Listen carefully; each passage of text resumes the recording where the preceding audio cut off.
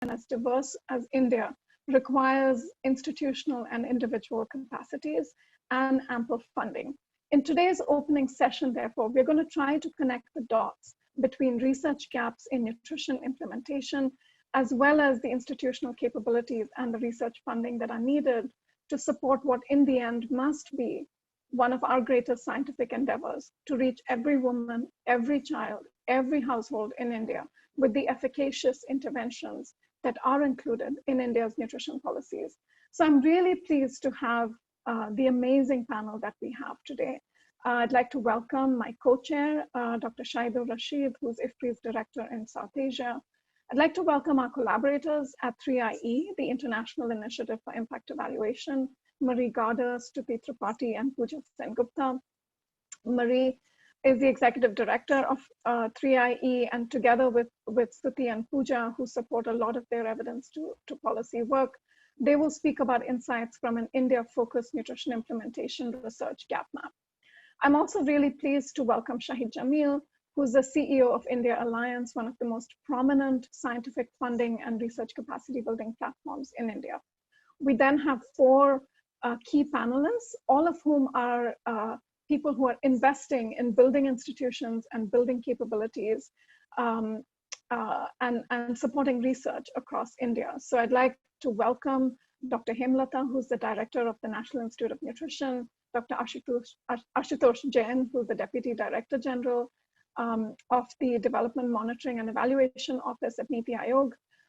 Both of them will speak about priority setting and building capabilities to do the kind of research that is needed to improve programs across India. And then we will hear from Harish, Iyer, and Shirshendu Mukherjee, who together help set priorities and manage yet another large funding platform that supports both the science of discovery and the science of delivery, which is Grand Challenges India. So as you can tell, it's an amazing panel of people, very important topics that we hope to discuss as we kick off this conference today. But first, I'd like to hand this back to my co-chair, Shahidur Rashid, IFPRI's director in South Asia, who will help kick us off with his remarks about IFPRI and our role in the knowledge ecosystems that support policy around the region. Over to you, Shahid. Thank you, Purnima. Greetings to everyone from Washington. This is wee hours in Washington, but I'm still up and alert. This is an exciting event. 19 co-hosts coming together to talk about delivering for nutrition, to share experiences and knowledges from the implementation research. So the first thing I'd like to say is this. Congratulations, Purnima and her team. Congratulations to the nutrition community in India. I have broadly three sets of comments for all of us today. The first one is to share my personal appreciation for the nutrition community as a whole. I know we all be talking today about the gaps in implementation research. We'll be talking about challenges of filling those gaps. We'll be talking about all the hard work that lie ahead of us in making a difference. I'm sure these challenges and works make our future exciting. But let's take a moment to look back at the past so that we can celebrate some of the accomplishments of the nutrition community over the past decade and a half. Allow me to elaborate. I'm a student of economics. I'm not a nutritionist. And I've been a student for 40 years now. And I have followed evolution of economic development philosophies as well as policy prescription. When my generation went to college, started college back in the early 1980s, there was widespread belief on campus that path to social development and justice was communism and central planning.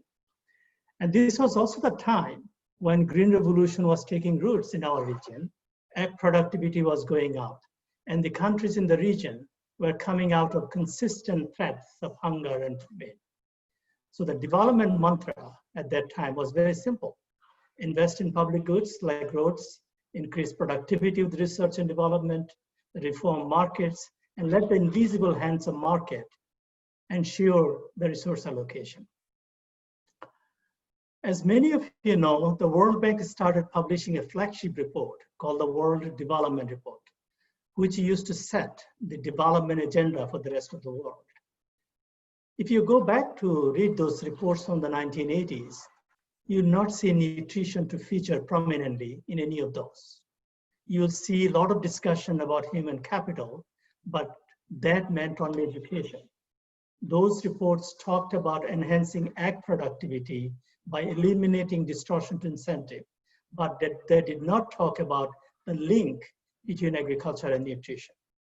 Now, fast forward 20 years, 2 decades, nutrition began featuring prominently in development policy discourse.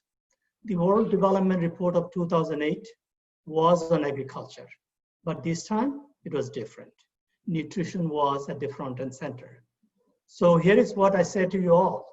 I take my hat off to the colleagues in the nutrition community who kept it, changed the development policy conversation, and brought nutrition to the fore.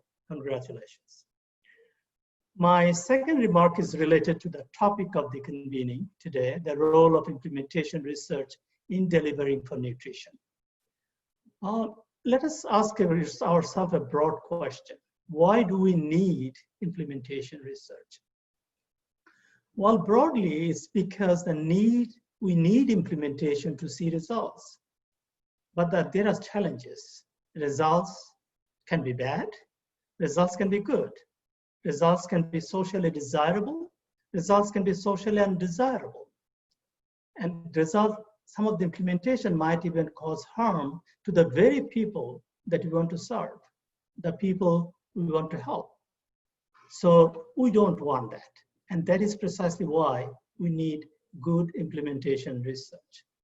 We want to minimize negative impacts and at the same time maximize positive impacts of implementation. Now I'm going to contradict myself here a little bit. What do we mean by negative and positive impacts? Because what seems very positive today, excuse me, can turn out to be negative 20 years down the line. We have seen it time and again. We have seen it in agricultural technology transfer. We have seen it in nutrition intervention in Latin America. I'm sure you know of work by Professor Reynaldo Martorelli at the Emory University, who did decades of research on nutrition program in Guatemala. What he found, that some programs that proved beneficial in the 70s turned out to be a bit negative in the earlier years. So what does that mean for us as implementation research community? I think that thinks only one thing, is that we have to use the best possible science.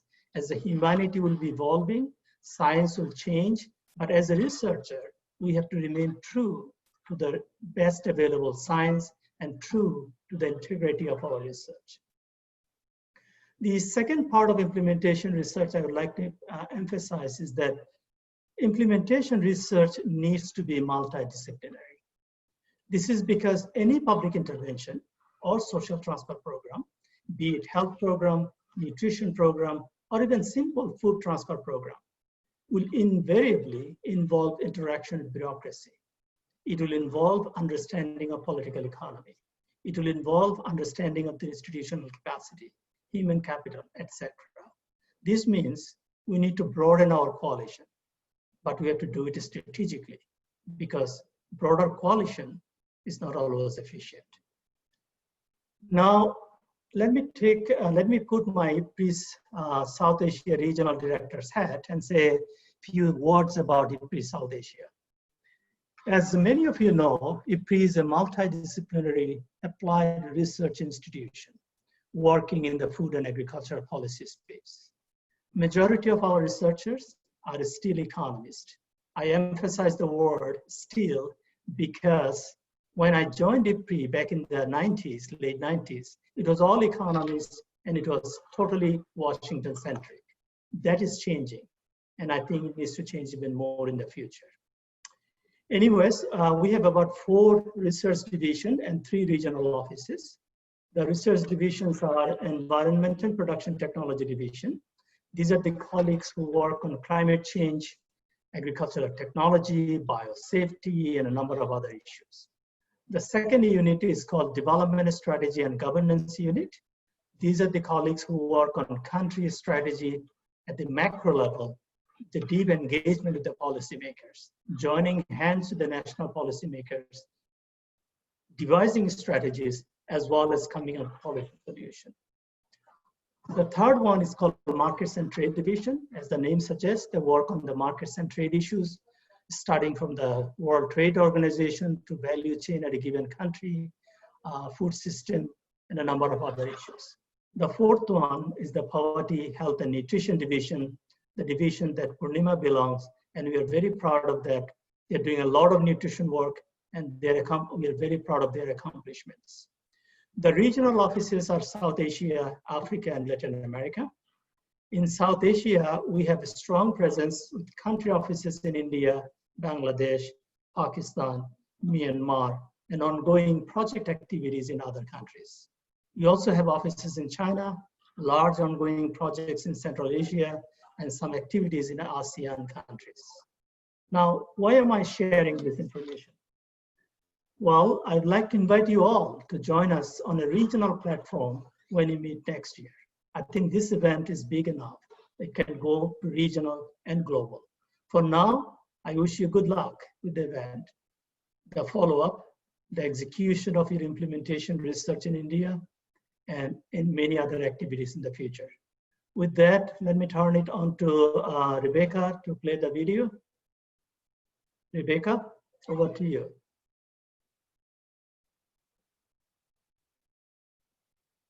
Hi, I'm Marie Ruel. I'm Director of the Poverty, Health, and Nutrition Division at IFPRI. The main obstacle to implementing our set of evidence-based nutrition interventions is that we just do not understand enough what are the barriers and the constraints to effective implementation under real-life conditions. We know some interventions work well, they're efficacious, but what happens when we try to go from a small-scale intervention to an operation at very large scale where all sorts of new challenges occur? This is exactly what implementation science can do for you. It can help you understand what works, what doesn't work, under what conditions.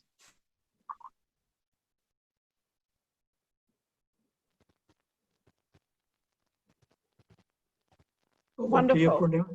Thank you, Shahid, for those fantastic opening remarks. I would have to agree with you that the nutrition community has come far, but we still have quite a long way to go. Rebecca, could I request you to pull up my slides, please? What I will do for us now is share a little bit as to why we are here today in the context of India, and what the conference itself will look like.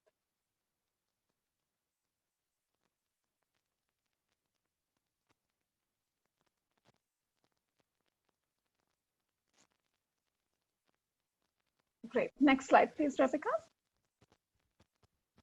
Thank you.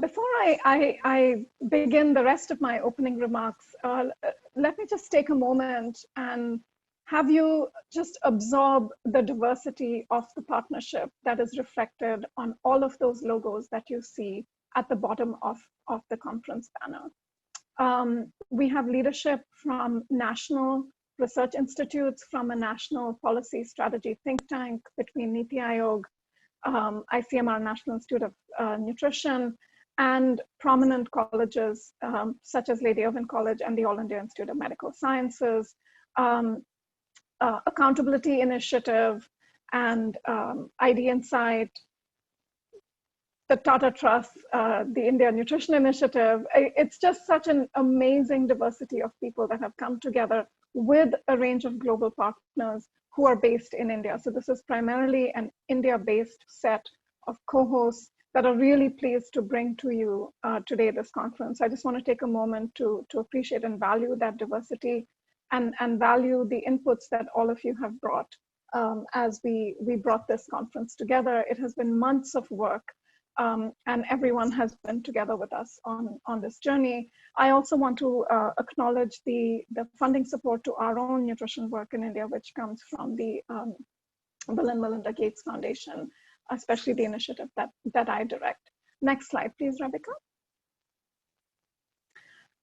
So I've been working on nutrition in India now since, since I did my master's and worked with Dr. Gopalan back in the 90s. And then there was a bit of a hiatus when I worked in Bangladesh and Haiti, and then came back to India in 2008. In the last 12 or so years that I have been here, I think it has been amazing to see sort of the explosion, in a sense, and the expansion of the interest and the commitment to nutrition in India, both among, especially, I would say, especially in the policy community. Over the last years, we've been doing research on, what does it take to scale up nutrition and to scale up impact on nutrition. Stuart Gillespie, Andrew Kennedy, and I reviewed frameworks and elements from many, many different fields, and we sort of honed in on these 9 elements. And when I measure up, where India is, especially in the context today of the National Nutrition Mission or Poshan Abhiyan, against these 9 elements, I really think this is an unprecedented time, but it's also a time when we need to continue to work hard. So the 9 elements, when are having a clear vision and a goal, having a set of high impact interventions that are integrated into an existing organizational context for delivery of interventions, having catalysts, champions, and system-wide ownership of the issues. And I would say that on those 4, India has come a very, very long way, and we're in a very good place in terms of where we stand on wanting to take forward the nutrition agenda. On the remaining aspects of the things and the ingredients that need to come together, whether it's the kinds of pathways that are chosen for scaling up interventions with quality and to reach everyone, on the kinds of operational and strategic capacities that need to be built, on the adequacy, stability, and flexibility of financing to deliver these interventions, on the range of governance structures and systems that lie across India, and finally, the mechanisms for learning and accountability. I think on those last 5, we still see a lot of variability. And these are the kinds of things that we will discuss across the conference today. Next slide, please. Now, the variability that we see is reflected in this dashboard. If there was one figure I would like to keep in front of my desk all day long, and actually I probably look at this figure almost every day, at least a couple of times, it is this dashboard. This is a dashboard which has every Indian state on the left side and the key interventions in India's National Nutrition Mission, the ones that we have coverage indicators for, on the top. And so every red square that you see there is the coverage number for that intervention in that state. What I would love to see is that this dashboard is completely blue. That should be our goal, but that's not what we see right now. We've been discussing issues related to coverage, continuity, intensity, and quality in the context of India's nutrition mission. But what we do know from dashboards like this and other data sources is that coverage itself is highly variable across interventions and states and districts.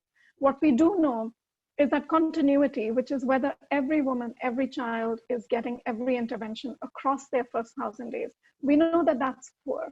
Just a few states have high coverage. If you look at that dashboard, you will see Orissa and Chhattisgarh are among the states that are actually having more blues and greens across that life course. But that's not the story across the rest of India. On intensity, we actually know little to nothing about the intensity of contact that happens between those who deliver the interventions and the client populations. And last but not least, on quality, the available research that is there in front of us is actually quite small, but it does tell us that there is, again, a lot of variability and several different issues that need to be sorted out in the context of quality. So this is what we need to keep our eyes on, and this is what we need to bring research to. Next slide, please. Implementation research, which is defined as the systematic approach to understanding and addressing barriers to effective and quality implementation of nutrition intervention strategies and policies in context is really important to integrate with programs. And it's really important because too many things can go wrong on the path from having identified an innovation or an evidence-based intervention that works in a small setting or a particular context to seeing that reach every woman, every child around the world. And we know that the things that go wrong or that can compromise the effectiveness of implementation outcomes and nutritional status relate to features of the intervention itself. They relate to features of the implementing organization and the staff. They are strongly influenced by the enabling environment for those interventions. And they're also influenced by how individuals, communities, and households engage with and connect with interventions. These four things together affect implementation processes, which in turn affect outcomes and nutritional status. And this is where we, by building implementation research that walks together with scaling up processes, with delivery processes, we can make progress. Next slide, please. With Marie Ruel, who you heard from, and several others, we have been working towards strengthening how we view nutrition, implementation science in the context of nutrition. And this is a framework that was published just last year, where we talk about three forms of knowledge to inform programs. The first is contextual knowledge and experience. The second is contextual implementation research. And the third is global knowledge and experience. And together, these come together to affect the ways in which programs unfold on the ground. Now, one of the challenges with implementation research, which I've laid out in that blue box there, is that this research must be done in concert with programs. It is not enough if researchers tinker on the side and programs happen somewhere else. It often needs to be iterative. It requires hard work on all of our parts because it requires us to reconcile program objectives versus research objectives. It requires adequate funding, and it requires both publication avenues to keep the researchers in the room happy, but also more importantly, a clear path to evidence use. And I think what's really exciting to me about the conference today is that we have brought all of these actors that produce global knowledge, as well as contextual knowledge and contextual implementation research together on this conference platform. Next slide, please. So this conference, Delivering for Nutrition in India, this is the third edition of this conference, but it's the first ever virtual edition. It has been an opportunity and is an opportunity for us to learn together. This was the first version of the conference that was actually based on submitted abstracts. Instead of us just inviting the people that we knew, we decided to open up the conference and solicit abstracts. We received over 100 abstracts. Thank you, Manita. I will need just a couple more minutes, please. We received over 150 submitted abstracts. Each abstract was reviewed double-blind by two people. They were scored, programmed, and then we built the conference around the thematic areas around which they clustered together. The themes, as you will see from the conference agenda, cover the core platforms, themes, and interventions of Poshan Abhiyan. Most of the research has been submitted, and that will be shared as primarily by India-based organizations. And we've had over 1,500 people register to receive information about the conference, and I can see well over 200 people have already joined us today for this. So this month's Poshan Ma hashtag is local for Poshan, and that doesn't just mean local foods. I think we also have here a real feast of local evidence. Next slide, please. Great, so just a quick snapshot of what the rest of the conference itself will look like. As I mentioned, the core of the conference, which is in the teal blue there, is based on the thematic sessions that were built based on abstracts that were submitted into us. There are 12 thematic sessions that cover topical issues such as maternal and infant young child nutrition behaviors, which is the first technical session after this, anemia, severe malnutrition, the COVID-19 pandemic and what that means for nutrition. It covers a set of issues related to nutrition platforms, so on convergence, food systems, women's groups, and cash transfer programs. And then last but not least, there are 4 sessions, one every single day, on research and implementation evidence related to system strengthening.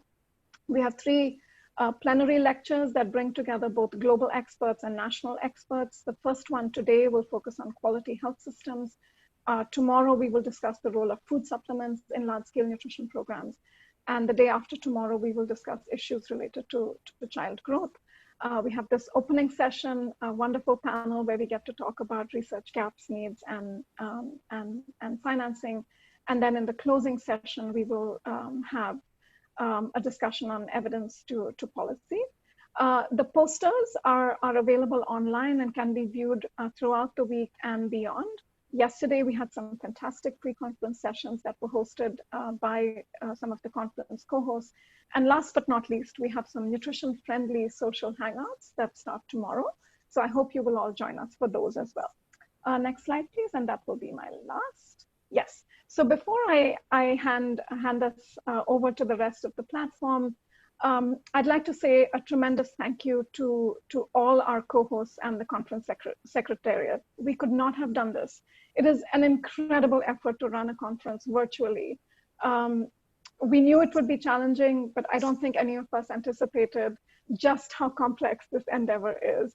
So I'd really particularly like to call out the core team at IFPRI, who were really the conference secretariat, Isha Saraswat and Purnima Matthews in particular, who really held this conference together with the technical leadership from Rasmi Avulam and both technical and technological support from Fahim and Nitesh Ranjan. We've had an amazing support team at IFPRI, including people from our communications division in Washington, our South Asia team here, and our own poverty, health, and nutrition team.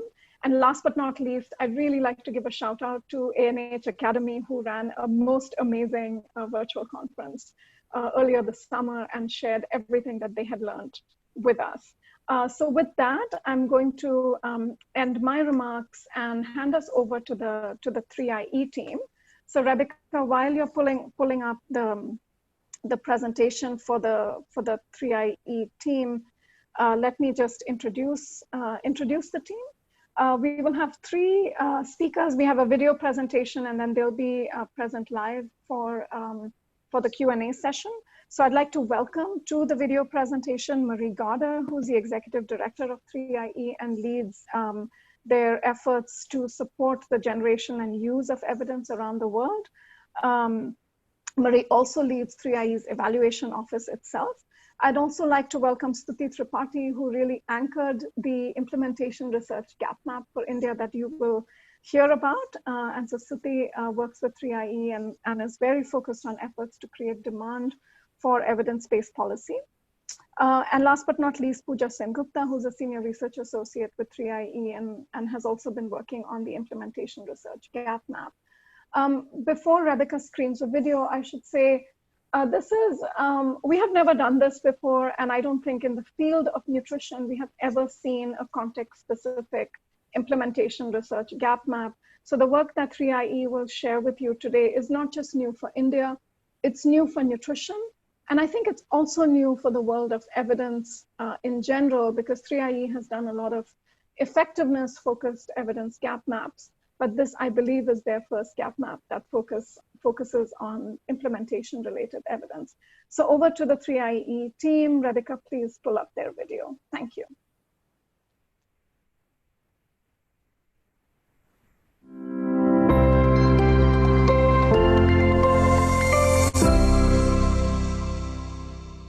Good morning, good afternoon, everyone. Many thanks for the kind introduction. We at 3IE are very pleased to be one of the co-hosts of this conference dedicated to delivering for nutrition in India. Why is it important to talk about nutrition in India? India is facing a malnutrition crisis, and the statistics are alarming. The Global Nutrition Report shows how India is doing much worse than comparable developing countries on nutrition indicators like under 5 stunting and wasting. With more than 45 million children stunted, India accounts for 1/3 of the world's incidence of stunting. More undernourished children live in India than in any other country. In this context, India's POSHAN Abhiyan is a step in the right direction, given that there's a lot that India needs to do if it is to reach the Sustainable Development Goal of ending malnutrition by 2030. COVID has only made this challenge more formidable with the disruption of important food supplementation programs and markets and increases in poverty. The task before the policymakers is therefore Herculean and requires effective program implementation. As a community, we have, however, given insufficient attention to understanding the importance of program implementation in achieving good results. Program performance has been measured simply by outreach targets that do not meaningfully capture implementation issues or encourage a conversation around demand and supply side barriers. These barriers may be a significant part of the reason that many programs fail to reach their potential. Implementation research, therefore, is critical if we wish to solve India's malnutrition problem. Implementation research has helped us confirm the fact that simple, single nutrition interventions are unlikely to help us achieve the desired outcomes if there are systemic gaps, for example, in the fields of health and water supply and sanitation. In Uganda and Kenya, for example, 3IE-supported research found that achieving outcomes in iron and folic acid supplementation uptake works best if factors such as health service provision constraints, stockouts, delayed utilization of antenatal care services, information gaps about adequate iron and folic acid supplementation, consumption and potential side effects, community outreach, male involvement, that all of these are addressed and accounted for. But there remain and are many knowledge gaps. What combination of intervention activities or levels of intensity are needed to ensure behavior change? If implementation is successful and desired outcomes are observed, how do we know which intervention activities matter the most? The linkage between implementation and effectiveness is not always known. And these questions are important to consider as policymakers struggle to understand how best to design public policies and programs with limited resources. However, implementation research faces a number of challenges. One area is that the tools and methods needed to carry out this type of work are often less publishable and hence less attractive to researchers. The other problem is that of generalizability. Because interventions are constantly redesigned and repackaged with other activities, it is very difficult to identify the unique and generalizable effects of specific interventions. Instead, we are developing ever longer lists of packages that worked one time in one context.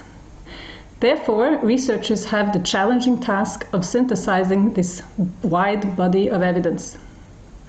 Well, with this complex backdrop, we undertook a mapping of the implementation research literature for nutrition interventions in India in partnership with IFPRI. And today, I'm very happy to have my colleagues Stuti, Tripathi, and Pooja Sengupta present the findings from this study. So over to you, Stuti and Pooja. Thank you. Good morning, everyone. I'm Stuti Tripathi, and I will be presenting with my colleague and co-author Pooja Sengupta, and we will be sharing findings from our work on mapping implementation research in nutrition. I would first like to begin by thanking the host and co-host for providing us this opportunity to present the study to a really distinguished audience. Implementation research, as we all agree, is critical to understanding program implementation and an important prerequisite, therefore, to improving nutritional outcomes that these programs target. Given this, IFPRI and 3IE collaborated in 2018 to create a gap map for implementation research on nutrition-specific interventions in India. Let's spend a moment here to understand what a gap map is. What the gap map basically does is that it consolidates evidence in a particular sector, which in our case is nutrition. This consolidation entails sifting through large volumes of literature to find studies which speak to the population, intervention, and outcomes that fall within the scope of the study. It then visually depicts the stock of evidence to create a gap map. This gap map can then serve as an important tool for policymakers, practitioners, researchers, commissioners of research to set research priorities by pointing people to areas where gap exists in terms of either little or no literature, and therefore more evidence is needed to inform policy and programming. As a first step, we developed an implementation framework for nutrition-specific interventions, which are the focus of this gap map. The interventions included those around food supplementation, fortification, micronutrient supplementation, behavior change counseling, severe acute malnutrition management, delayed cord clamping, weight during pregnancy, and bundled interventions. Our preliminary review of the literature showed that a majority of these interventions are delivered primarily through 4 platforms, namely the ICDS, the National Health Mission, the health system, or the SHGs, and that many factors, in fact, affect the delivery of these interventions. We parsed these out at 3 levels. At the program level, this included indicators like access, targeting, adequacy of resources, the monitoring mechanisms in place, and the cost of delivering the program. We also found that frontline and other health workers' acceptability, knowledge, performance, and other factors to be equally critical in program delivery. The services reach participants either through home visits or at health facilities or both.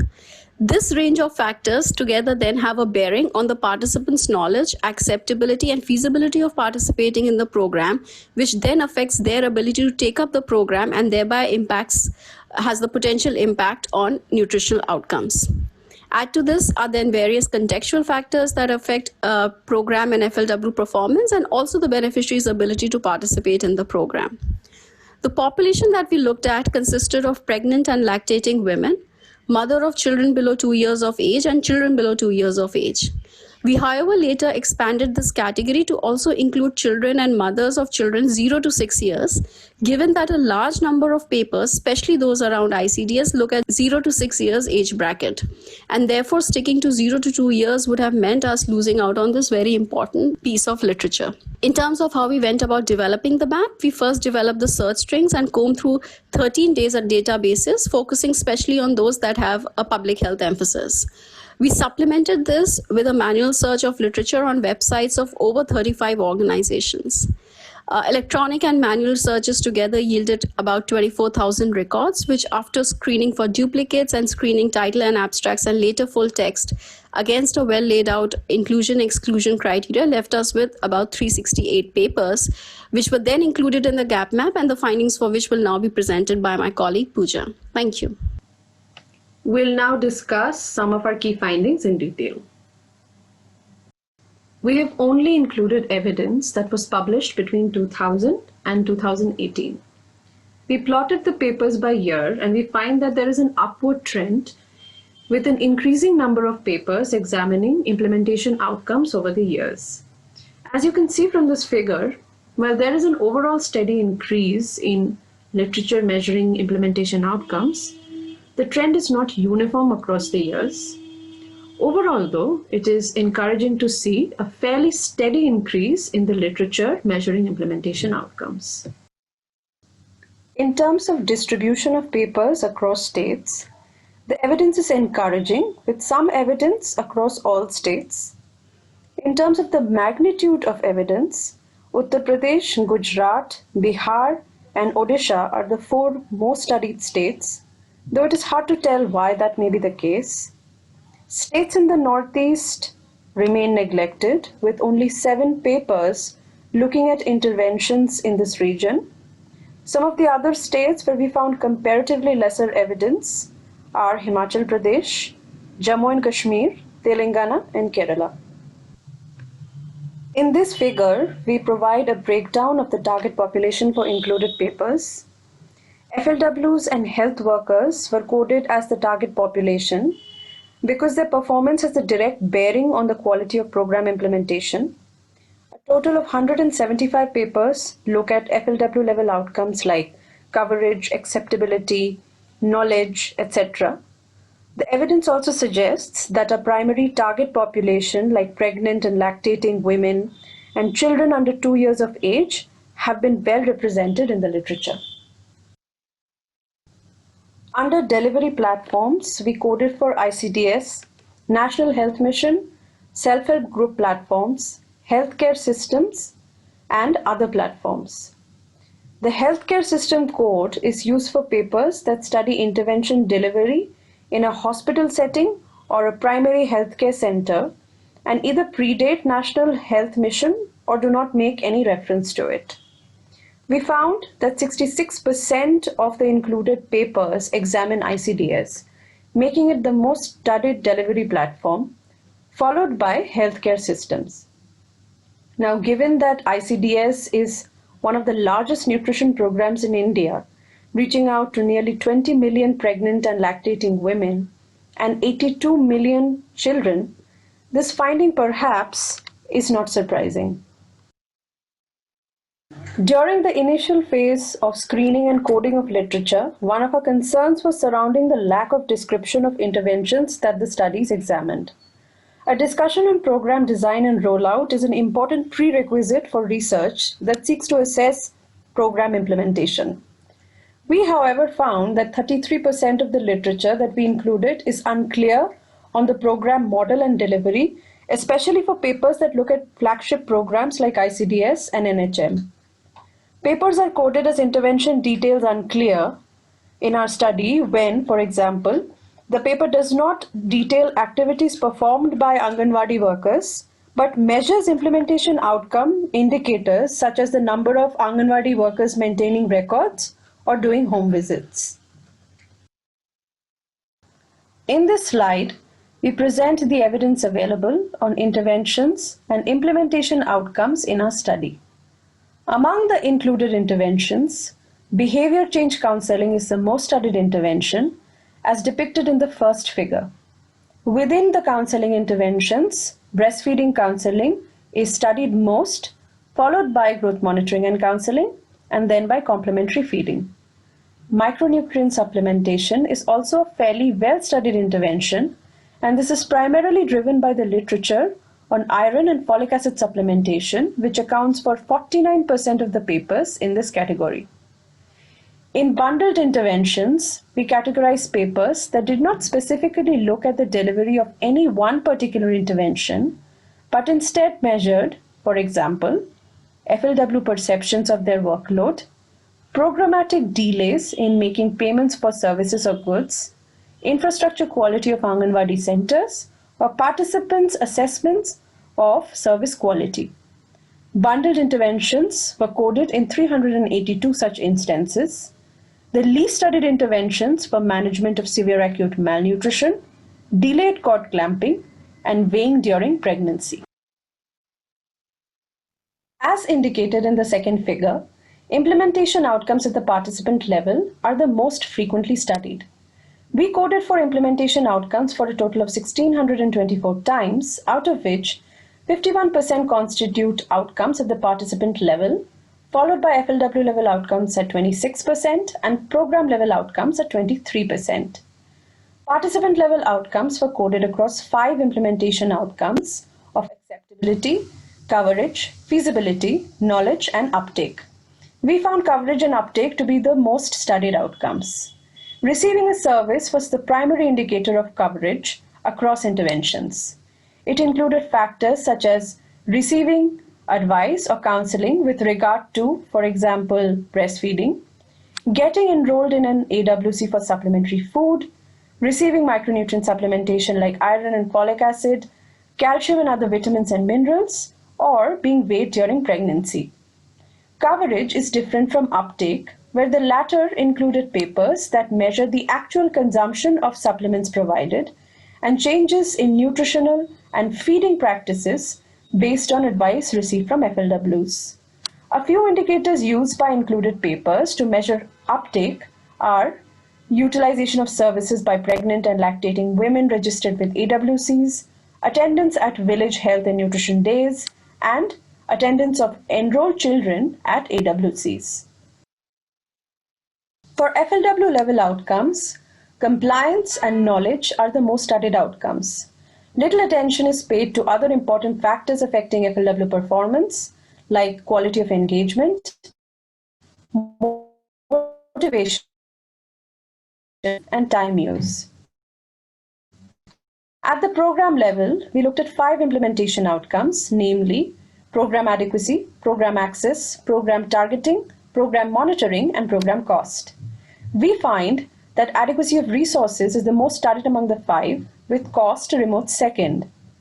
Though it may be seen as worrisome as to how little attention is paid to the other outcomes under this category, it is important to note that adequacy of resources remains an important precondition for how the program performs with regard to other indicators, and therefore is a very important piece of information from the program implementation perspective.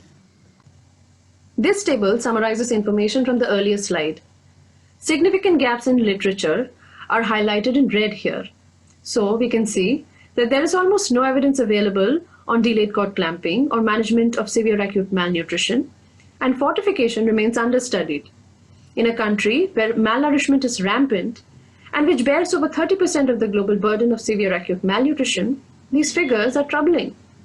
However, for implementation research to contribute to the design of efficient programs and facilitate evidence-informed decision-making, it needs to focus on more than just filling the evidence gaps outlined in the earlier slides.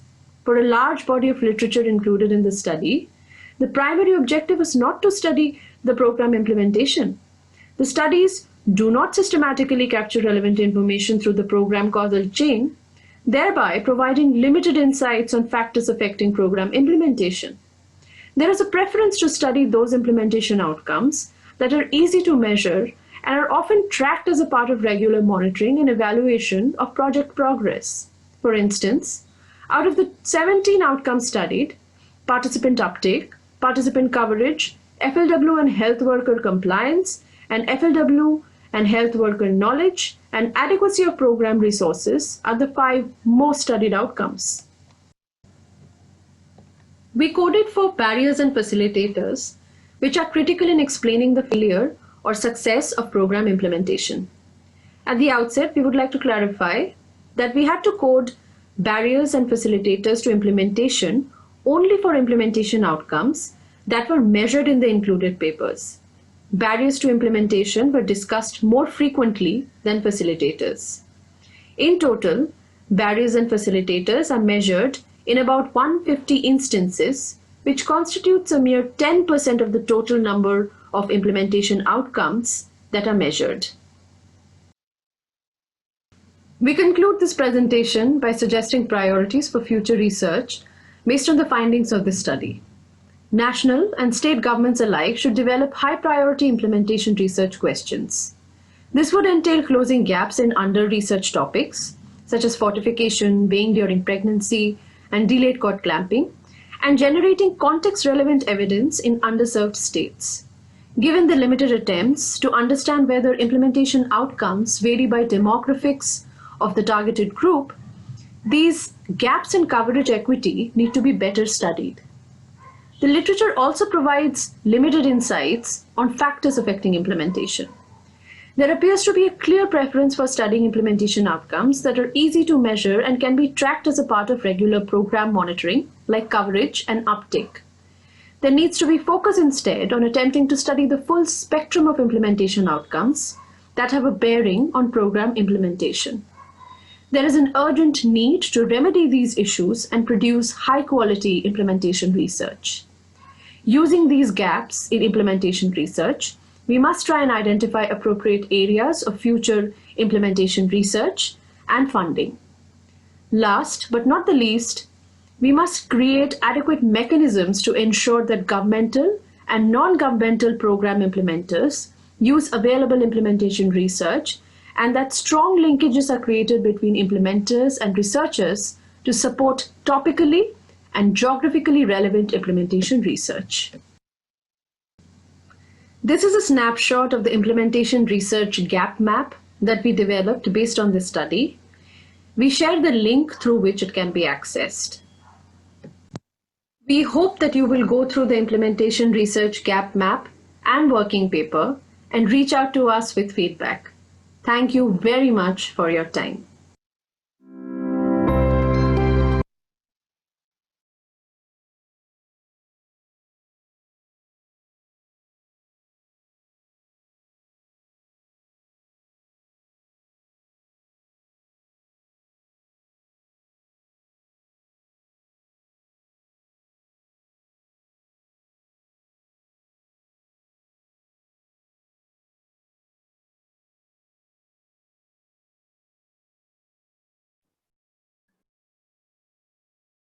You are muted.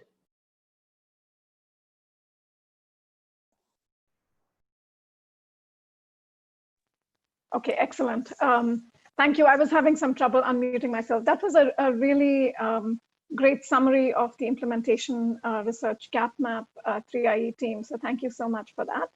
I think you ended at a place which takes us very smoothly to the next presentation in this session.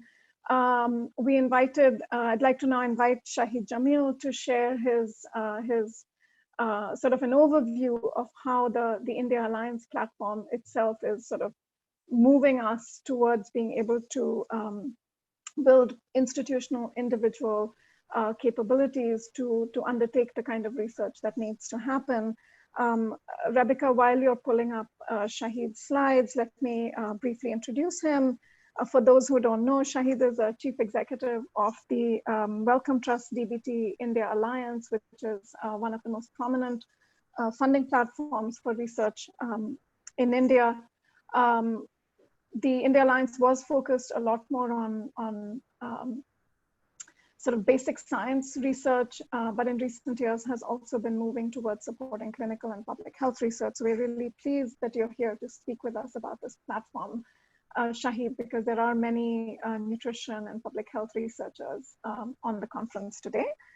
So Shahid is a virologist by training. That's important profession these days. He did his PhD in biochemistry from Washington State University and postdoctoral work at the University of Colorado. And before joining India Alliance, he was a group leader of virology at the International Center for Genetic Engineering and Biotechnology in New Delhi. His own research has been on hepatitis E and the HIV virus. But I know him in his role as the CEO of India Alliance. I'm very pleased to welcome you here, Shahid. Rebecca, could you kindly pull up Shahid's slides and let me hand this over to you. Shahid, you have about 10 minutes to share with us about the India Alliance. Thank you. Thank you very for much. Joining us today. Yeah, thank you very much, Purnima, for the invitation. Just as you said at the start, let me also pay my tribute to Dr. Maharaj Bhan. It was actually Dr. Bhan who put together this partnership along with the Wellcome Trust. And the rumor is that it was precipitated in a bar over a drink where usually all good decisions happen. Nevertheless, Dr. Bhan was a wonderful man, visionary, and we all miss him very much, especially in the crisis that we are in today. So before I get to India Alliance and talk to you a little bit about what we do, something hasn't escaped any of us, and that, you know, as we are dealing with this viral pandemic, it's not just the impact of the pandemic on health, but if you look at the Sustainable Development Goals, the pandemic has not just affected SDG 3, which is health, but it has also affected many of the global goals, including SDG 1, which talks about poverty, zero hunger, which is SDG 2, where nutrition comes in, and the most prominent possibly effect that overlaps education and hunger, education and nutrition is the closure of schools and children missing their midday meal schemes. COVID has also affected work. It has increased inequalities, and it has affected peace, justice, and strong institutions. So overall, it's not just the health impact of COVID that we have to really work with, but also a more wider impact. So let me start talking about this partnership, and our goal really is to advance discovery and innovation towards improved health. Next slide, please.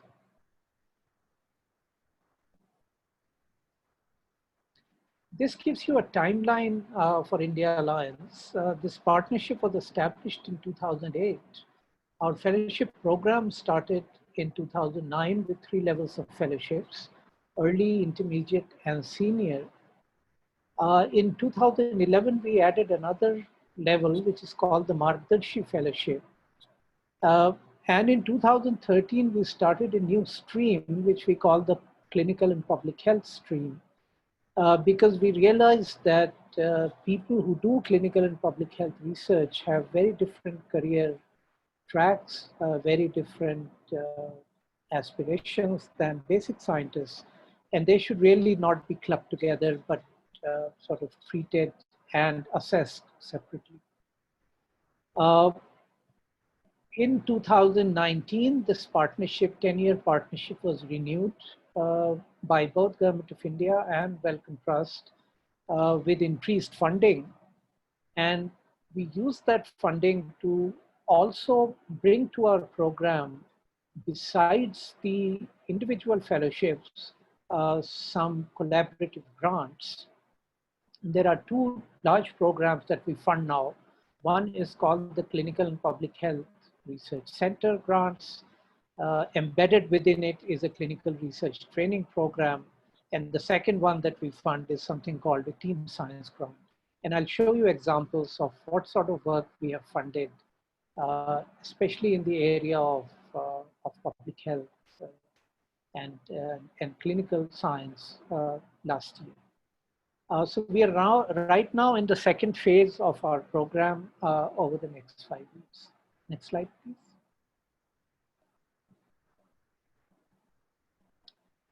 You can just keep hitting the return button.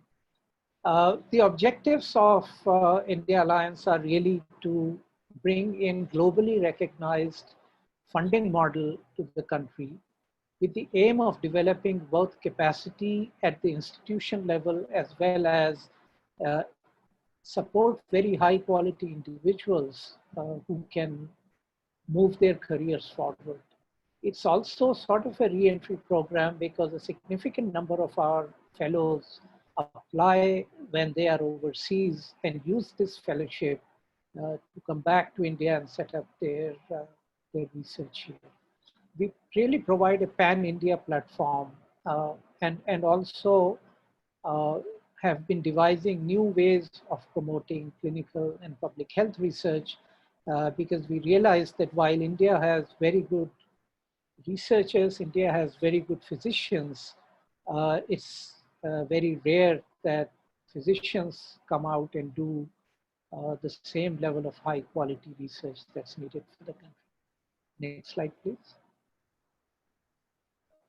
So as I said, there are two streams under which we fund people. One is the basic biomedical research stream, and the other is clinical and public health research stream. And we fund people at multiple career stages, starting from an early career fellowship to launch careers, intermediate fellowship where people can establish themselves, and senior fellowships for people who are on to become leaders in their respective fields. And these fellowships are available to people who want to work at not-for-profit institutions in India, but they can collaborate with anyone, anywhere, and there are generous provisions for international collaboration, travel, and all of those things. Next slide. This is some very basic statistic. Over the last 11 years, we have funded 414 fellowship awards at 110 institutions across 41 cities in India. About 1/4 of our fellows do clinical and public health research. And if you break down that number into the fellowship levels, most of the awards go to people fairly early in their career, either at the early career fellowship level or the intermediate fellowship level. We do have also a significant number of senior fellows. 4 Margdarshi fellows, although this scheme has now been discontinued, there are some who are just finishing up their fellowship and also some research trainees. Next slide, please. Coming over to the kind of areas that we fund in clinical and public health fellowships, I have listed the areas on the left of the slide. And as you see, nutrition research is something we fund quite significantly. We currently have 11 fellows who do nutrition research. And the other areas we fund in clinical and public health research are epidemiology, health services, health economics, implementation research, mental health, health, and One Health. As far as diseases and conditions are concerned, we fund projects on respiratory tract infections, psychiatric illnesses, self-harm, addiction, stroke, cardiovascular disease, infectious disease such as tuberculosis, eye diseases, and rabies. Purnima is a member of our Clinical and Public Health Fellowship Committee, and this committee plays a key role in identifying fellows who would be supported under this scheme. We have just recently started a partnership with the Research Triangle International India office, which we call a catalytic partnership for COVID-19. And the idea of this is to really look at the overall impact of COVID-19 on various health systems, health processes, diseases, so on and so forth. And nutrition plays a very key central role in this partnership. And the scientific coordinator from our side for this catalytic partnership is Professor Anura Korpad, who many of you would know as a physiologist and the first-rate nutrition scientist based at St. John's in Bangalore. Anura is also one of our Margdarshi fellows, and some of the recent work he has done on developing quantitative tools to measure malnutrition are based on his Margdarshi fellowship. Next slide. Here I'm simply listing all of those fellows who we support in the nutrition, on nutrition research. I'm not going to read through this, but I'll just put this up so that you can get an idea of the kind of work we are currently supporting in nutrition. I might also add that India Alliance does not have any favorite areas to support. We follow a fairly agnostic approach, except that we look for the best people. And all of these people that we fund in nutrition or otherwise are really very, very good as far as their research and their careers are concerned. Next slide. So last year, we also started, apart from individual fellowships, collaborative grants. The Team Science Grant aims to foster interdisciplinary and interinstitutional collaborative research to address important health challenges for India.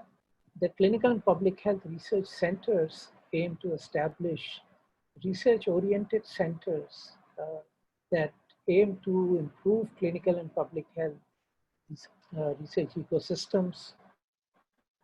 And the clinical research training program is really embedded within the CRCs. And we are just in the process of concluding a partnership with NIH and the Fogarty Center, where some of our clinical research trainees can go and train for up to 13 months during the term of their fellowship. Next slide.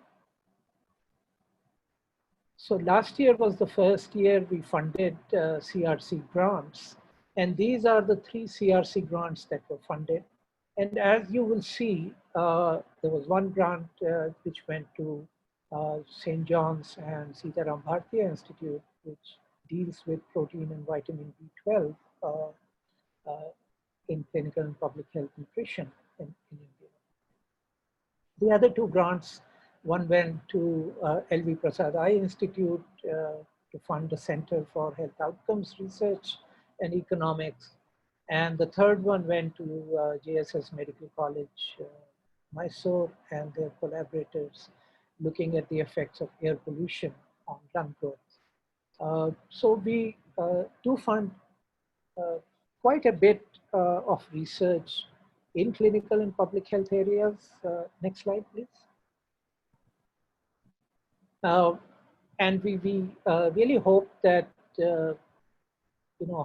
highly qualified researchers, people who really want to do cutting-edge research, would come forward and apply to our programs, both individual fellowships as well as collaborative grants.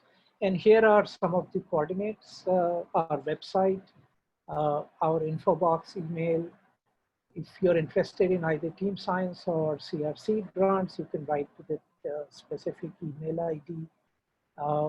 We are quite active on Twitter, Facebook, LinkedIn, all of those places. I will stop there, and if there are any questions now or later, I'll be happy to answer.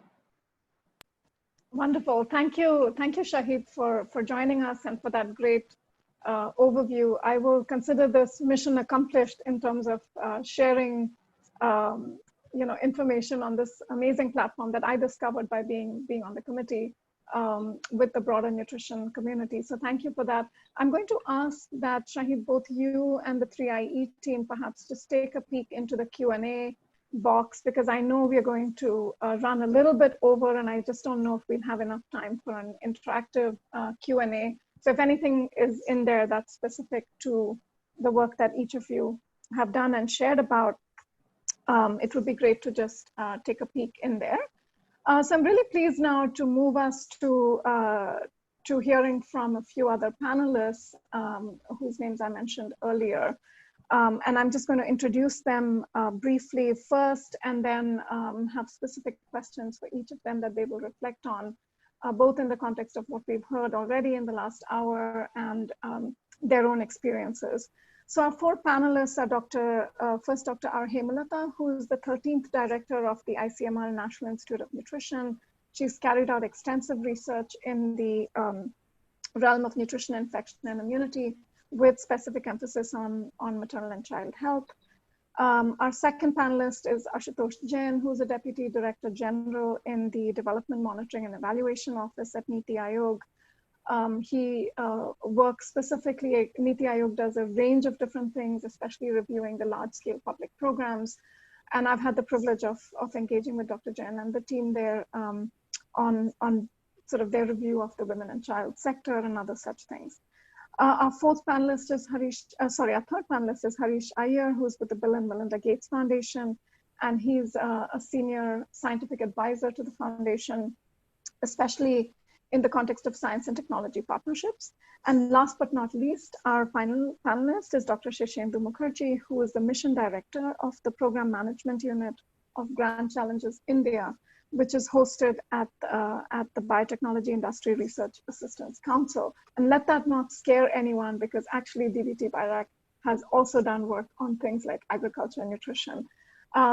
So as I welcome the panelists, let me first ask you, Dr. Hemalatha, to come in. If you could kindly speak a little bit about how does NIN set research priorities, and how do you see the role of NIN in supporting these massive implementation research needs across India? Maybe about 3 or 4 minutes on that, and then I'll have a question for you, Ashutosh. Thank you. Thank you, Dr. Purnima. Very warm greetings from ICMR NIN, and my best wishes for this webinar on delivering for nutrition in India, science of implementation. So very quickly coming to the role of NIN. So NIN's research, am I audible, Dr. Purnima?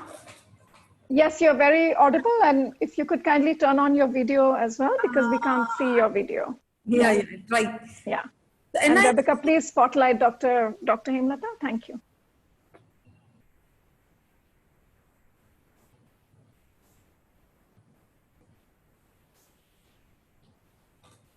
Excellent. Yeah. We can see you now. Good. Please. Yeah. NIN's research priorities depend on the current nutrition scenario and trends in health and nutrition status of people. So we are very much engaged with community and public health research. That is how we have given inputs to the government on deciding on energy requirements for vulnerable population, that is pregnant women and children in the ICDS, and also protein requirement. This is a long story, it has a long history. And we also conduct program evaluation and give required inputs. For many state governments, it has been completed with respect to their ICDS functioning and also midday meal program. Then we also set priorities to conduct research on this National Rural Health Mission and tribal research with respect to adolescent girls uptake of nutrition programs, especially in Sabla. Then you also must be aware that we have recently established a nutrition surveillance system, especially it's a real-time monitoring system to enhance the capacity of functionaries involved in data collection and also to improve quality and strengthening convergence among different stakeholders. Then we also have conducted clinical trials and efficacy studies on fortification, but very few. You must be aware of this double fortified salt studies, and then with respect to B12 iron and folic acid fortified rice, then similar fortification in atta. Then we also conduct many basic studies with respect to balance studies, metabolic studies to understand the absorption and loss of nutrients and also the functional biomarkers. So the data generated on nutrient intake among population and the results of absorption losses give us a clue to decide on nutrient requirements of population. And that is how we set our nutrient requirements for population in India. And now recommended dietary allowance and estimated average requirements 2020 is coming up based on these findings. So we also have this from the government, we have a requirement for rapid surveys and situation analysis. For instance, beriberi outbreak, which was associated with neonatal deaths in 3 districts of Assam. Then you must be also aware of this lychee related deaths in Bihar. So we conducted rapid survey and assessed the situation and gave inputs to the government. The report is still under preparation. Then more importantly, we also have a mandate on environmental toxins, food toxins, and groundwater toxins. Here, again, aflatoxicosis outbreak, wherein aflatoxin contamination in rice in 6 districts of Punjab facilitated policy decision. And also with respect to lathyrism, where kesari dal has a toxin, beta-ODAC, which is a neurotoxin which causes neurolathyrism. Several outbreaks occurred with respect to this, and it was NITI which conducted surveys and gave inputs to the government and also set up the limit below which it may not cause toxins to the population. So based on this input, government policy decision was made. Similarly, groundwater fluoride contamination and fluorescence in the community and appropriate intervention models for prevention and control, like defining maximum limits for fluoride levels. Apart from fluoride contamination, also in several districts there was chronic kidney disease and groundwater safety was analyzed, and this was found to be related to strontium, mica and silica contamination, and appropriate inputs were given based on the research findings for supply, and particularly for groundwater supply and replacement of groundwater with safe water in several villages in AP and other states. We also have direction from government and code to evaluate the health effects of soft drinks and also lead contamination in toys. Again, we generated a big report on this and submitted to the government. Then with respect to how you see how NIM can support the massive implementation research needs across India, NIM has vast expertise and experience in conducting periodic health and nutrition assessment, including biomarkers, program evaluation, as I already mentioned, through its multidisciplinary teams comprising of basic science, biochemistry, clinical and public health divisions, supported by a very good biostatistics department. Though we have expertise in efficacy, effectiveness studies with respect to food supplementation, fortification, like as I already mentioned, fortified rice, atta and double fortified salt, we have studied in the community. Then we have expertise in designing micronutrient supplementation studies. For example, this Grow Smart study we conducted in AP and Telangana then supplementation of vitamin C along with iron to improve absorption, then behavior change communication and behavior change counseling with respect to qualitative as well as quantitative aspects. We have immense expertise. Then management of severe acute malnutrition, which is, not very widely studied, as I understand from your findings. But yes, NIN has conducted few studies in this area and we do have some experience, and currently we are developing a food, fortified food called Bala Amrutam, and this has been established in several ICDS in collaboration with the UNICEF in Telangana as well as in AP government. Then designing operational studies, particularly with respect to how vitamin A can be combined with measles vaccine and polio immunization. This has been studied way back, about 10 or 15 years back. We studied the feasibility, safety, and also impact evaluation in several districts in Orissa and Andhra Pradesh. So these are some of the expertise where we support the implementation research. Then another question, if you remember, Dr. Purnima, you said how more local research capacity at state and district level can be even supported.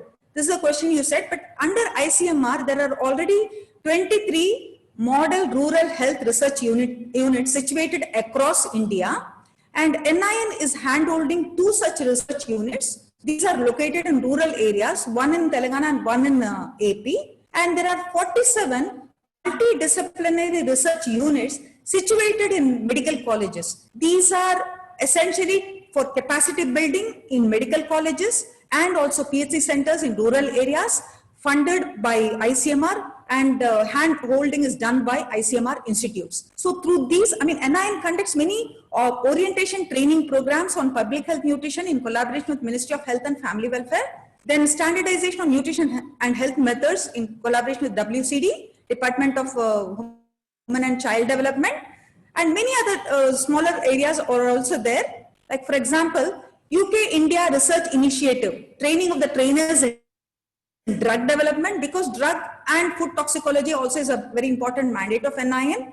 Then with FAO in foods training workshop on food composition, we conduct many training workshops to and capacity building with respect to macro and micronutrient analysis in food, both raw as well as cooked foods. Then DBT, biosafety training, then animal handling at various levels ranging from 1 week to 3 months courses are being held at NIN. Then nutrition certificate courses are apart from 2 full-fledged MSc nutrition courses like in sports nutrition and MSc applied nutrition. We have small ad hoc programs and nutrition certificate program which is only for 3 months. So, Thank you, Dr. Hemalatha. So apart, these regular nutrition courses and health courses can also be implemented in this MRHRU, that is Model Rural Health Research Units and Multidisciplinary Research Units, which are located at 47 centers and 23 units. We can expand these ad hoc nutrition programs to these units to improve capacity building. So what will closing the implementation research? Yeah, thank you. Yeah, let's just move to the rest of the panelists and then we'll come back if we have a little bit of time. Yeah, thank you.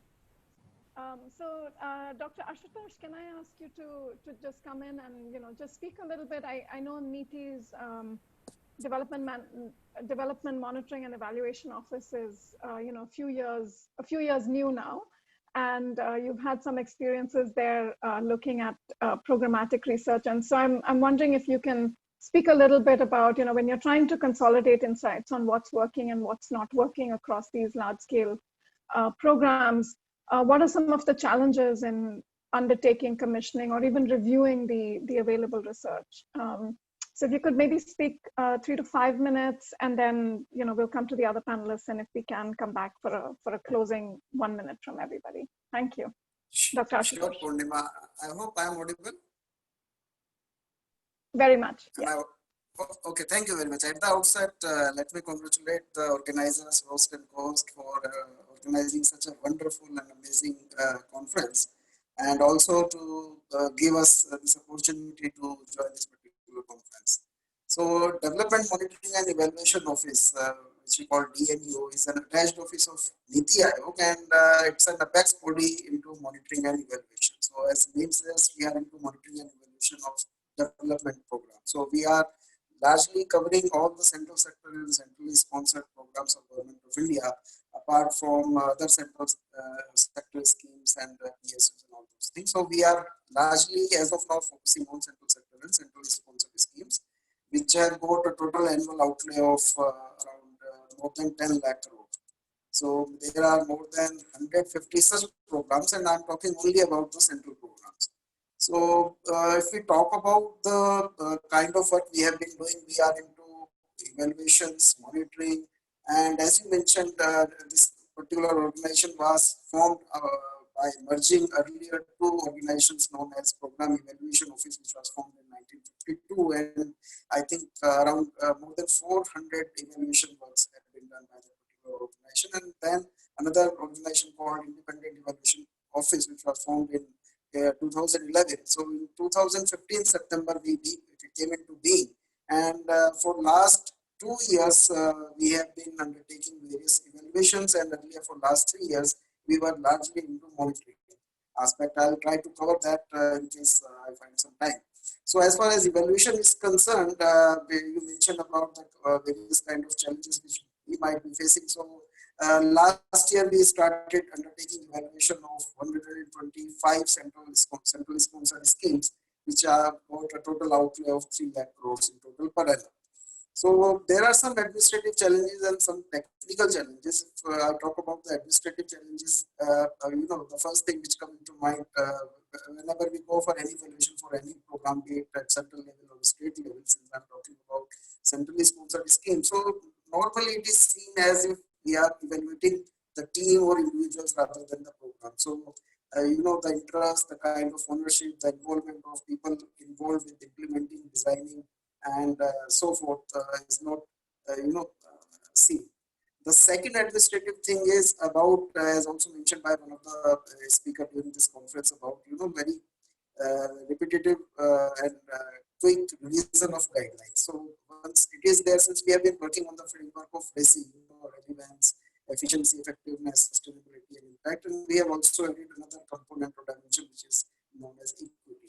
So we follow that particular framework to evaluate our programs, and in case scheme guidelines are changing very frequently, it's very difficult for evaluator to understand what part, what guideline, what component has been working and what has not been working. Now coming to the technical aspect, which we have been facing, the biggest one is the availability of data. So starting from the availability of data from baseline, then the periodic and progress data, then sharing it at the central level by different states, it's a biggest challenge. Then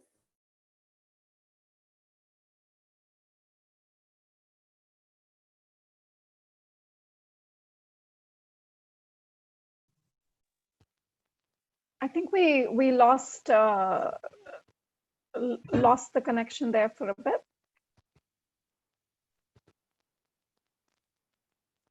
So maybe while our tech team kind of liaises with Dr. Ashutosh, let me just come in and Harish, can I ask you to just come in at this point while we're trying to figure out the connection there? Can you share sort of some brief thoughts on what role Grand Challenges has been able to play in supporting research on sort of sticky implementation issues? I know you've covered a bunch of things on vaccine delivery, implementation, sanitation. So what are the implications of that for the nutrition implementation challenges that you've heard about today? Harish. Yeah. Thanks. Thank you so much, Purnima, for inviting me to speak here today. I am, as you can imagine, I am, very new to the field of nutrition, but the foundation itself has been working in nutrition for quite a long time. Within India, the Grand Challenges program started in 2013. We work very closely with DBT and other, institutions within government because we want to really focus on the translation of science, research priorities, as well as make sure that we are taking into account all the key interests the government has in many of the programs that, both our previous speakers talked about, Dr. Hemalatha and Mr. Ashutosh Jain, in terms of what needs to be done. Fundamentally, the idea is to see, can we think of proposals that are very clear in the Grand Challenges program that seek solutions which are crowdsourced, perhaps, where multiple people all over the country can contribute to solving these problems, that scientists, both within government, within academia, within the private sector, wherever they are, they can contribute. And this work is run out of BIRAC, and I think Shirshendu, Mukherjee will talk about it a little bit. And our experience has been that many of the proposals that come in and are shortlisted for review are also looked at by a panel which comprises both of scientists as well as delivery experts. So you get to see, you get to sort of see a 360-degree view almost of what kind of research is happening, what are the key constraints. And I think you talked a little bit about the immunization program. One of the recent Grand Challenges programs that we've had is on trying to reconcile supply and demand in immunization to make sure we have a good sense of, understanding what's the population coverage. And it was very exciting because we actually had people on both, the research side and the delivery side from the government, from Ministry of Health, actually coming and, participating in some of the reviews. So I think it's been an excellent program. We look forward to doing, additional programs, which are important priorities, along with, and again, these programs within India are done alongside DBT, thanks to our collaboration with DBT since 2013. And so, they are intrinsically, when these announcements go out, they reflect both co-funding often from DBT, but also the priorities that, make sure the priorities, the government, and what are India's goals are clearly front and center in these programs. I think I'll stop there given the shortage of time. Thank you. Thank you, Harish. Really great. You covered a lot in those brief few minutes, and I hope we can sort of really rally back together around the, the implementation research gaps, the available funding platforms, and connect the dots to creating some priorities in the, the platforms that you're also connected with. Shirshendu, would you mind sort of sharing your perspectives as well on, how are the priority setting done within, within Grand Challenges India? What do you see as possibilities to connect to the implementation research gaps that we've been discussing this morning? Thank you. Thanks, Purnima. I think, firstly, thanks to you for organizing such a beautiful last 90 minutes. Has been really excellent. And as Harish told, I am not a core nutrition person, but has been learning and since my involvement in the Grand Challenges. And just to go back, as Harish said, Grand Challenges India started it around 2013. And again, as Dr. Shahid and you mentioned in the beginning, it was the visionary thought and leadership that time provided by Professor M.K. Bhan. I think that leadership in DBT that time and the leadership that time of BIRAC, Dr. Renu Swarup, the present secretary of DBT, and the leadership of the Gates Foundation in Seattle and in Delhi, really created the idea of Grand Challenges.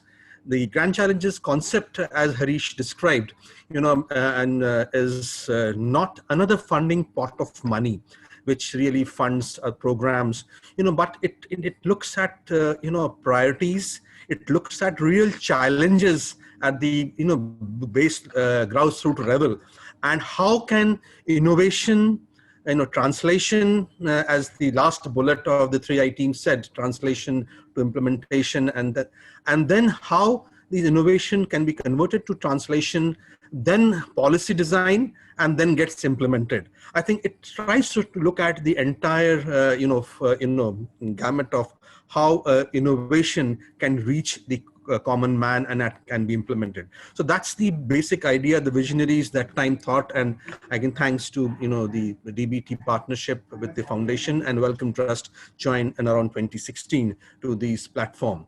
Now coming back to your question, Purnima, as I told you, the Grand Challenges doesn't only is another pot of money funding, but it looks at the national priorities and design programmatic funding around that. And the 3I team presented will be really useful to look at that. But that will help us to look at what should be our next priorities in funding in various areas of gap in nutrition areas.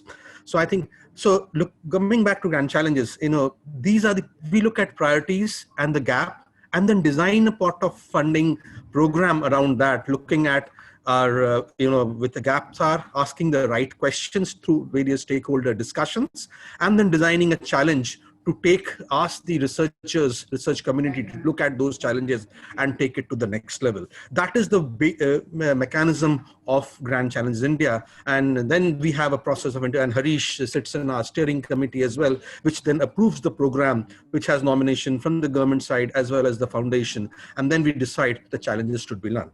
So coming back to the Indian platform, the Grand Challenges India has almost is working around 24 challenges right now. And the core crux is maternal child health nutrition. These have been the basic platform of our funding, linking nutrition to agriculture, how good practices can improve the nutritional quality of the food and thereby increase livelihood of the farmers, the people living below the poverty line, and then linking it to how we can improve maternal and child health, reduce maternal mortality, reduce child mortality. So we have funded large sets of programs around these areas, working in different areas around the country. We are linking these programs to wash and sanitation, because that also plays the critical role in improve the quality of human life, especially in the lower level of the society. The second important thing which Grand Challenges looks at is data. Data coming out from all these basic researches which are coming out, how these data can be used to design, understand the learnings coming out from this data, and then help them to define a policy paper around that data, to interpret that data and design the policy paper. So we have a strong data challenge program within the Grand Challenges, which enables the data scientists, the clinicians, the basic researchers to come together and look at the data and design what the data tells us to design an output strategy or implementation strategy. Then we have a policy think tank approach as well, and especially in the area of nutrition as well as maternal and child health, where these virtual groups created at various domain centers we called, look at the published literature, and which was very nicely put by the 3I team, and then try to analyze these published literature, and can a policy outcome or policy brief can come out from an unmet research area, or some unmet solutions which are unmet areas, research areas. A solution can come out from there, which can come out as a policy brief for our policymakers. So this is what we look at. I am already seeing a time up message in my inbox, so I will stop here. And if there are any questions, again, I thank you, Purnima, for giving this opportunity. Thank you. No, thank you so much, Shirshendu. I think it was actually a very educational session for me as well, just to learn about this landscape from each of you.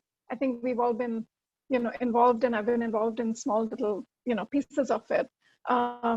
So thank you for sharing that. That was really really fantastic. And what I'm taking away from this session is that this is an incomplete conversation. And I think I can commit from our part to perhaps working with you, Harish, Dr. Hemalatha, Shahid, and others on the team on this panel here, to maybe take the work that we've been doing with 3IE and hopefully connect it to some of the research priorities that these platforms can take on. We are nearly sort of we're actually a little bit over time on this session. So I think there were some questions and answers that I'm hoping that some of you were able to address in terms of typing the answers out there. But if not, we will do our best to answer them either in blogs or on social media. But let me just try to wrap this up by asking each of you to maybe just take a minute to share a closing thought. And so we'll start with the 3IE team. So Stuti and Pooja, because I know Marie had to leave. And then to Shahid, and then the three panelists. Ashutosh had to leave for another meeting as well. And Shahid Rashid has hopefully gone to bed by now in Washington. So Stuti and Pooja, just 1 minute closings from each of you would be great at this point. Thank you so much. Sure. Thank you. Thank you, Purnima, and thank you for giving us this opportunity to actually, participate in this panel and be able to present the work that, as you rightly mentioned, we've been toiling over for 2 years. And I think there's nothing more exciting than to have panelists sort of echo the kind of findings that we arrived at as part of this work.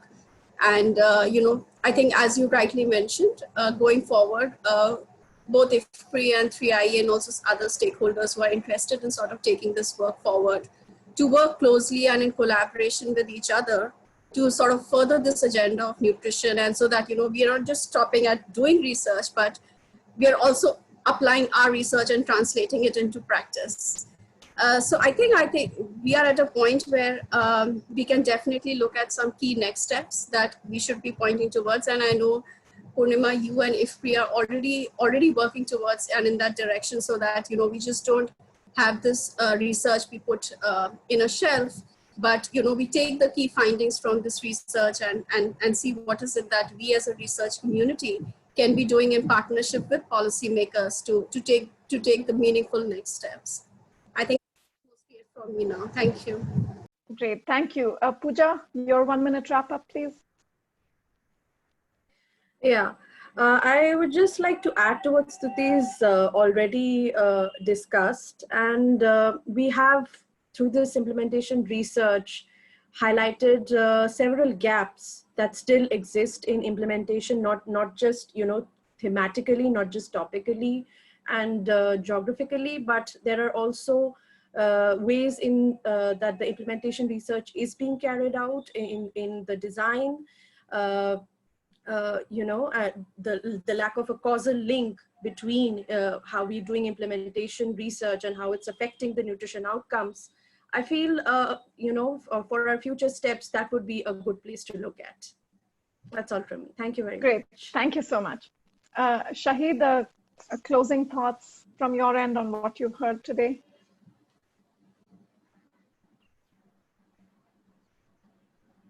Am I audible? Yes, yes. Okay, wonderful. Yeah, so it's really wonderful. I mean, lot of work moving forward, and we do hope that while we have so far funded some really high quality physiology and nutrition research, also clinical trials for various nutritional interventions, we will continue to fund really high quality people and high quality research and contribute towards building the ecosystem. I noticed 2 questions in the Q&A box. One talked about tribal health. We do fund projects in tribal health, and I can think of a couple of people who do that. Suparna Ghosh Jerath works on tribal foods. Prashant works with tribal communities in southern Karnataka, and Yogeshwar works with Search in Gadchiroli, where he does cardiovascular interventions in tribal populations. So yeah, if you are in that area, do apply to us. We fund in that area. As I said earlier, we have no favorite areas. We only have, we only like high quality people. So do come forward. The second question was about next deadlines. The next deadlines for the CPH, as also the team science grants and CRC grants, would be sometime in January or February next year. For a decision in November next year. That's the sort of timeline. I'll stop there. Thank you, Shahid. I look forward to continuing the association, but really to expanding it to bring in more people from nutrition into the Alliance umbrella. Dr. Hemalatha, last 1 minute sort of wrap up from you, please.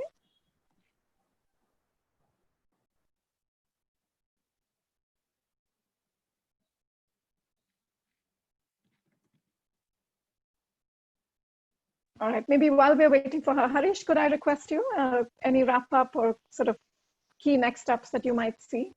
Yeah, I mean, thank you so much. I think that I also wanted to add finally that, what's changed now is that there are multiple revolutions going on, both in digital data analytics, in biology, and, microbiome and things like that. Much of what, Shahid Jameel also talks about expanding capacity of.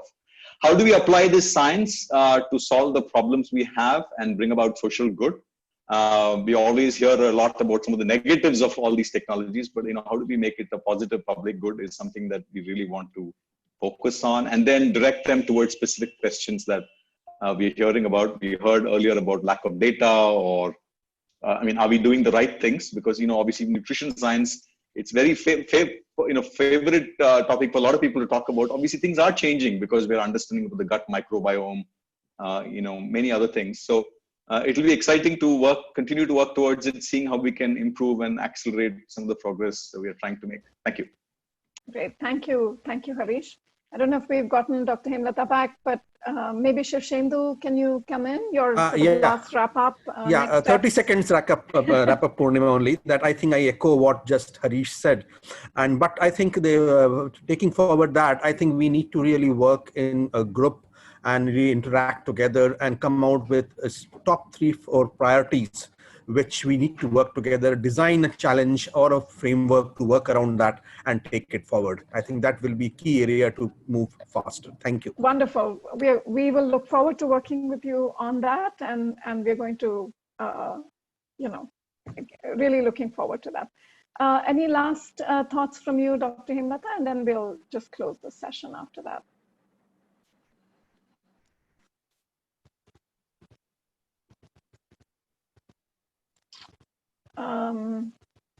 Okay, well, I think maybe we have lost Dr. Hemalatha. I don't see her.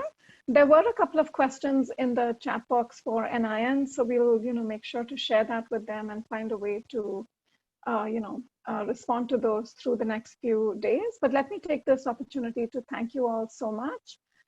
It was a very full session, but also very fruitful session, and there's really a lot for us to work on here. As I mentioned, we want to help to connect the dots between the research gaps and the institutional and individual capabilities to conduct the research that needs to be done, and with the funding platforms that can help to make that happen. So from our part, we'll commit to connecting the dots and working with 3IE, with NITI, with India Alliance, DBT, the Gates Foundation, and other research partners. And of course, the national leadership of the National Institute of Nutrition to take this big agenda forward. For me, I think it's going to be hard for us to sleep or to stop doing what we do until every square in that coverage dashboard is blue, and is blue with quality for every intervention across India. So that has to be our goal, both for researchers and for implementers. So once again, let me close the opening session. Thank you all so much for joining us. I'm going to stay on to co-chair the next session of the conference, which is the first technical session based on programmed abstracts, and that focuses on behaviors in the first 1,000 days of life. For those of you who may leave and join us again, let me remind you about the fantastic evening plenary, the 2 technical abstract sessions that we have this afternoon. One on convergence, which is on how do we bring it all together for nutrition. The second on system strengthening in areas such as human resources, infrastructure, and financing. And then we have an evening plenary with Margaret Crook from Harvard, Rajni Ved from the National Health Systems Resource Center, and Alok Kumar, Principal Secretary Health from the Government of UP, where we'll discuss issues of building quality in health systems for nutrition. So thank you again, and we'll move on to the next session.